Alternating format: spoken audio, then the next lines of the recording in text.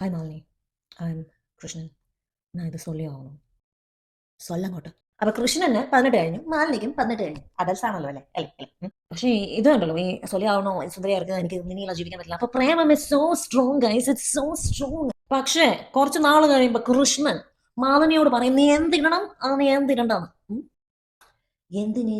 മാലിനിക്ക് അത്രയും നാൾ അപ്പീടെ അറിയാമല്ലോ തന്നെ. രാവിലെ എണീറ്റ് പല്ല് അറിയാമല്ലോ. ഏത് ഭക്ഷണം കഴിക്കണ്ട കഴിക്കണ്ട എന്നറിയാലോ, കൈ തീയിൽ ഇടണ്ട ഇടണ്ട എന്നറിയാലോ, കുടിയിൽ ചാടണ്ട ചാടണം എന്നറിയാലോ, ഈ കൃഷ്ണനെ സ്നേഹിക്കണോ വേണ്ടയോ എന്നറിയാലോ, എല്ലാം അറിയാനുള്ള പക്വത ഉണ്ടല്ലോ അല്ലേ അല്ലേ? പക്ഷെ തുണിയുടെ കാര്യം വരുമ്പോ മാലിനിക്ക് തന്നെ ഡിസിഷൻ എടുക്കാൻ അറിയില്ല അല്ലെ Krishna? Who are you? Who are you, Mr. Krishnan? Whoever is listening to this, if you have told your woman to this, wear this and that, you are that Krishnan.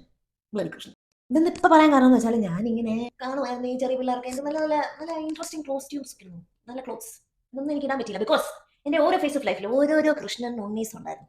അപ്പൊ നിങ്ങൾ ചില പറയും അവരെല്ലാം നിങ്ങളെ നന്മയ്ക്ക് വേണ്ടി പറയാം. Back to my point. എന്റെ നന്മ ചിന്തിക്കാൻ എനിക്കറിയാം. കൈ ഞാൻ തീയിലിടണോ വേണ്ടിയോ എന്ന് എനിക്കറിയാം, കുഴിയിൽ ചാടണോ വേണ്ടിയോ എന്ന് എനിക്കറിയാം. എനിക്ക് 18 വയസ്സ്, എനിക്ക് ബോധമുണ്ട്.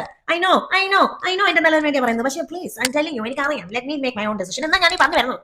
അതുകൊണ്ട് ഞാൻ എന്റെ അടുത്ത് കൃഷ്ണൻകുട്ടി നീ എന്റെ അടുത്ത് ഞാൻ എന്ത് ഇടണം എന്ന് പറഞ്ഞു ഞാൻ തിരിച്ച് അങ്ങോട്ട് വന്ന് പറയും നീ കോണാൻ ഇട്ടാൽ മതി.